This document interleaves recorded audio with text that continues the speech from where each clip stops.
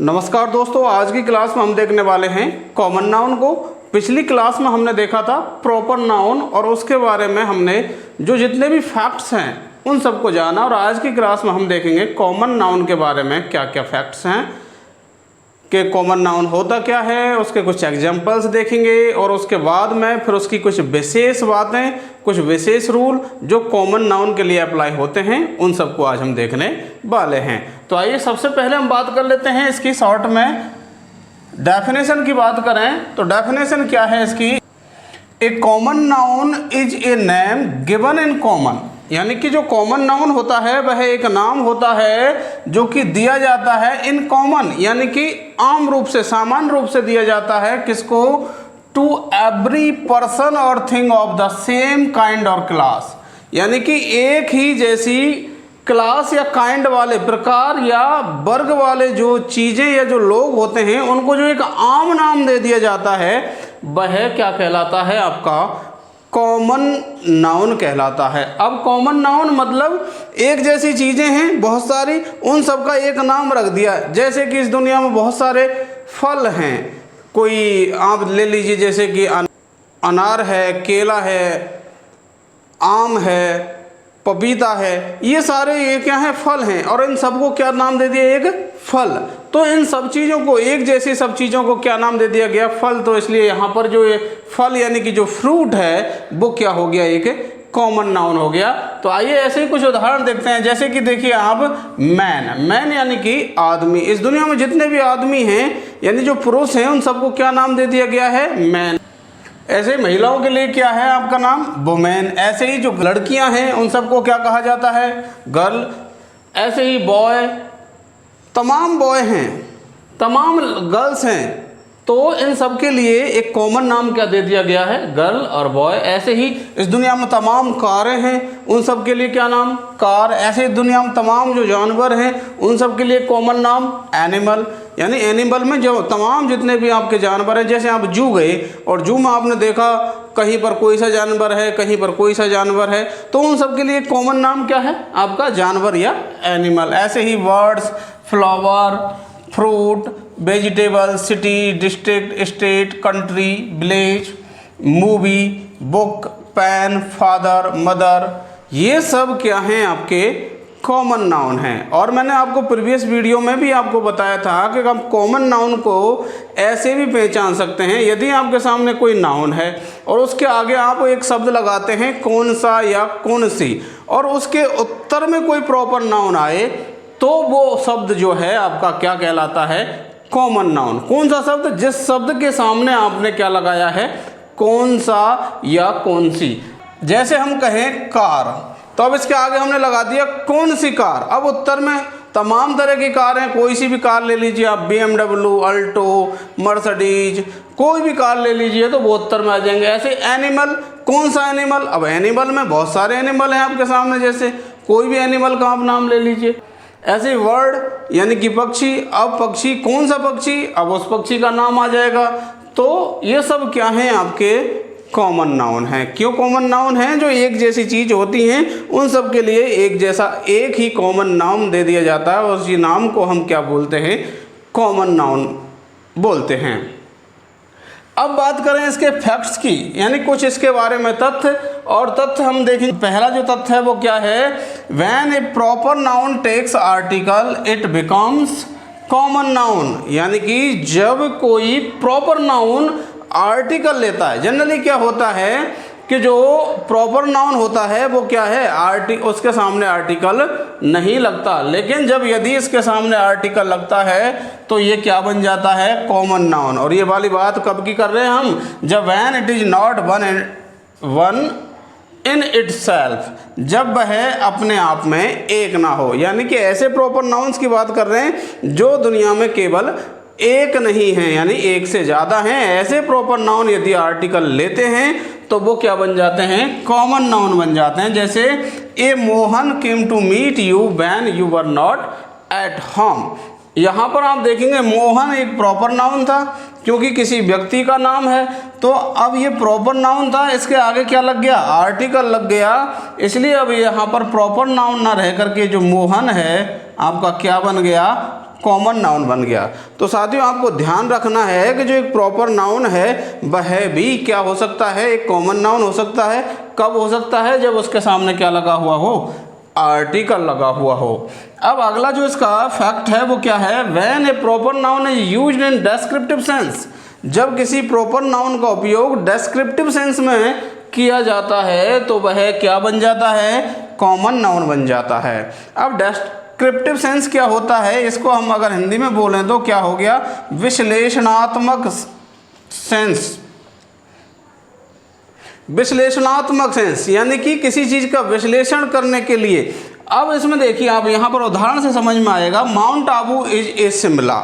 अब यहाँ पर माउंट आबू है इधर की साइड में, तो ये जगह का नाम है, और इधर शिमला एक जगह का नाम है। दोनों देखने में हमें क्या लग रहे हैं, प्रॉपर नाउन लग रहे हैं, क्योंकि क्या है, ये किसी प्लेस के नाम है, स्थान के नाम है, इसलिए प्रॉपर नाउन है। लेकिन आपने यहाँ पर देखा कि जो माउंट आबू और जो शिमला है, यहाँ पर इन दोनों की तुलना की जा रही है। यहाँ पर ऐसा नहीं कहा जा रहा कि माउंट आबू शिमला है, बल्कि यहाँ पर कहा जा रहा है कि जो माउंट आबू है वह शिमला जैसा है। यानी जिस तरीके का मौसम शिमला में रहता है वैसा ही मौसम यहाँ माउंट आबू में रहता है। तो इन दोनों के बीच में यहाँ पर क्या किया जा रहा है, कंपैरिजन किया जा रहा है, तुलना की जा रही है। अब जब ऐसे तुलना की जाती है तो उससे पहले हम क्या लगाते हैं, आर्टिकल लगाते हैं। अब यहाँ माउंट आबू की शिमला से तुलना, तो शिमला से पहले क्या लग गया, आर्टिकल। और आर्टिकल लगने की वजह से, यानी इसको डेस्क्रिप्टिव सेंस में उपयोग लेने की वजह से, इसको ये जो शिमला है आपका, ये अब प्रॉपर नाउन ना रह करके क्या हो गया है, आपका कॉमन नाउन हो गया है, क्योंकि इसके आगे क्या लग गया है, आर्टिकल। और इसका उपयोग किस सेंस में किया जा रहा है, डेस्क्रिप्टिव सेंस में, वर्णनात्मक सेंस में। यानी इस माउंट आबू का वर्णन करने के लिए या फिर उसका विश्लेषण करने के लिए हमने शब्द कौन सा काम में लिया है, शिमला। उसकी क्वालिटीज़ को बताने के लिए या उसका कंपैरिजन करने के लिए ये जो शिमला शब्द है वो यहाँ पर आया है। इसलिए ये जो शिमला है यहाँ पर प्रॉपर नाउन ना होकर के कौन सा नाउन है, कॉमन नाउन है। अब इसका देखिए अगला उदाहरण, mount Abu is the Shimla of Rajasthan. अब यहाँ पर देखिए, यहाँ तक तो सेंटेंस वही है, लेकिन दो शब्द और बढ़ गए इसमें, ऑफ राजस्थान। अब यहाँ पर आपने देखा कि आर्टिकल कौन सा लगा हुआ है, द, जबकि यहाँ पर आर्टिकल कौन सा लगा हुआ था, ए लगा हुआ था। बात वही हो रही है कि माउंट आबू का कंपैरिजन हो रहा है किससे, शिमला से। यानी कि जो माउंट आबू की जो क्वालिटीज हैं शिमला जैसी, उनको यहाँ पर बताया जा रहा है। तो आपको यहाँ पर ध्यान रखना है कि ए आर्टिकल तो जब लगेगा जब कोई अतिरिक्त जानकारी नहीं दे रखी हो, और द आर्टिकल उस समय लगेगा जब कोई अतिरिक्त जानकारी आपको दे रखी हो। अब जैसे यहाँ पर बता दिया ना, शिमला, कहाँ का शिमला, राजस्थान का शिमला। यानी राजस्थान में जो माउंट आबू है वह शिमला जैसा है।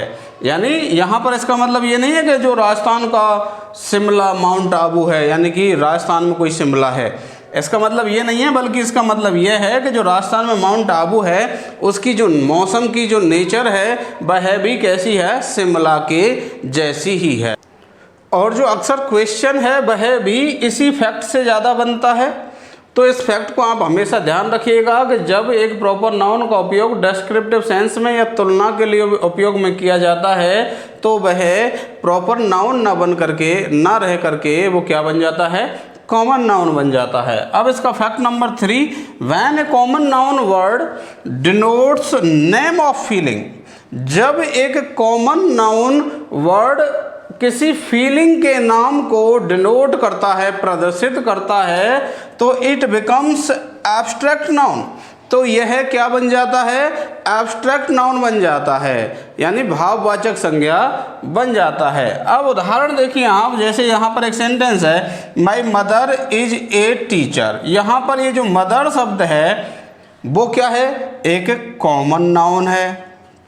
लेकिन अब यहाँ पर कोई फीलिंग की बात नहीं हो रही, यहाँ पर साधारण रूप से मदर की बात हो रही है जो कि कॉमन नाउन है। इसलिए यहाँ पर ये जो मदर शब्द है वो भी क्या है, आपका कॉमन नाउन है। लेकिन आप अगले सेंटेंस में जब जाएंगे तो when she heard the cry of a child the mother in her woke up, जब उसने एक बच्चे की चीख सुनी तो उसके अंदर की माँ जाग गई। अब यहाँ पर उसके अंदर की माँ जाग गई, इसका मतलब क्या है? यहाँ पर अब ऐसा तो नहीं कि उस औरत के या उस महिला के अंदर एक और कोई महिला बैठी थी जो वो जाग गई। इसका मतलब ये है यहाँ पर ये जो मदर शब्द है ये केवल अपना माता वाला सेंस नहीं दे रहा, बल्कि यहाँ पे जो मातृत्व का भाव होता है, यानी कि जो एक माता की अपने बच्चे के प्रति जो भावना होती है, जो फीलिंग होती है, उसकी बात हो रही है कि किसी महिला ने किसी बच्चे को रोते हुए देखा है तो उसके अंदर जो मातृत्व का भाव है, यानी अपने बच्चे के प्रति जो माता की फीलिंग्स होती हैं वो उसके अंदर जाग गए। तो यहाँ पर ये शब्द देखने में तो हमें कॉमन नाउन लग रहा है, लेकिन यहाँ पर ये कॉमन नाउन ना रह करके क्या है, एक एब्स्ट्रैक्ट नाउन है। क्यों है? क्योंकि ये जो कॉमन नाउन जो शब्द है वो किसको डिनोट कर रहा है? एक फीलिंग को डिनोट कर रहा है, एक भावना को, एक इमोशन को डिनोट कर रहा है। इसलिए जो मदर शब्द है वो यहाँ पर क्या है? आपका एब्स्ट्रैक्ट नाउन है। ऐसे अगला सेंटेंस आप देखिए, द जज sent him to the jail. अब जो जज था यानी कि जो न्यायाधीश था उसने उसको जेल भेज दिया। अब यहाँ पर आप देखेंगे जज ये कॉमन नाउन है तो यहाँ पर कोई दिक्कत नहीं है, ये कॉमन नाउन ही रहेगा। लेकिन अब अगले सेंटेंस में देखिए, द जज prevailed on the father and he imprisoned his own son.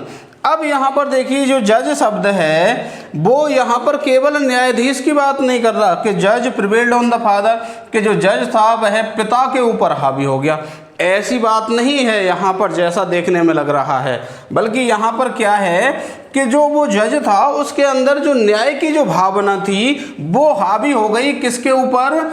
उसके पिता होने के ऊपर। यानी कि इसमें देखिए यहाँ पर सेंटेंस क्या कह रहा है कि द जज prevailed on the father and he imprisoned his own son. एक जज था, वह अपने पुत्र का क्या सुन रहा था? केस सुन रहा था। तब उसके अंदर जो न्याय की भावना थी वो जागृत हुई, और जो अब जैसे अपने सन को कोई जेल में नहीं डालना चाहता, तो इसलिए जो फादर का जो भाव था उसके प्रति, अपने पुत्र के प्रति, उसके ऊपर उसकी जो न्याय की भावना थी वो हावी हो गई। तो यहाँ पर जज की बात नहीं हो रही बल्कि वो न्याय की भावना। ऐसे यहाँ पर फादर यानी पिता की बात नहीं हो रही बल्कि यहाँ पर पितृत्व की बात हो रही है। जो एक पिता का अपने बच्चों के लिए जो प्यार होता है, जो पिता वाली जो फीलिंग होती है, उसकी बात हो रही है। यहाँ पर डायरेक्ट फादर की बात नहीं हो रही। अगर केवल फादर की बात होती तो क्या होता, ये कॉमन नाउन होता। लेकिन अब यहाँ पर फादर की बात ना होकर के क्या बात हो रही है? पितृत्व यानी कि पिता की भावना की बात हो रही है। तो इसलिए यहाँ पर ये जो फादर शब्द है वो भी आपका क्या बन गया? एब्स्ट्रैक्ट नाउन बन गया। ऐसे यहाँ पर जो जज शब्द है वो भी आपका क्या बन गया? एब्स्ट्रैक्ट नाउन बन गया। तो साथियों यहाँ पर आपको ये भी ध्यान रखना है कि जब आपको कोई भी कॉमन नाउन दिखाई दे, लेकिन वो कॉमन नाउन क्या कर रहा हो? किसी फीलिंग को डिनोट कर रहा हो, तो उसको आपको कॉमन नाउन ना मान करके क्या मानना है? एब्स्ट्रैक्ट नाउन मानना है। आशा करता हूँ साथियों कि ये जो कॉन्सेप्ट है आपको समझ में आया होगा, और यदि ऐसा है तो आप इस वीडियो को लाइक कीजिए, अपने अन्य साथियों तक शेयर कीजिए, और यदि आप चैनल पर नए हैं इस चैनल को सब्सक्राइब करके बेल आइकन प्रेस कर लीजिए ताकि हमारी वीडियोज़ के नोटिफिकेशन आपको समय पर मिल सकें। मिलते हैं अगली वीडियो में।